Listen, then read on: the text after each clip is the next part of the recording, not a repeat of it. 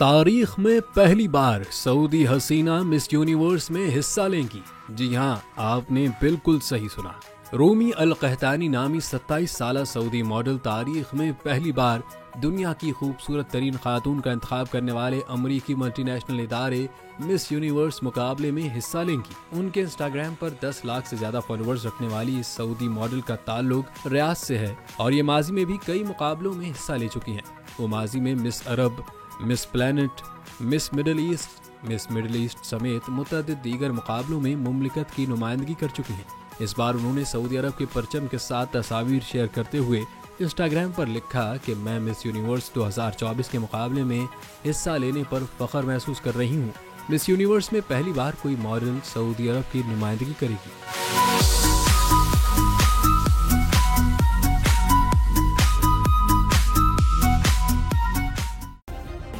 Subscribe करें और bell दबाएं ताकि कोई खबर रह न जाए।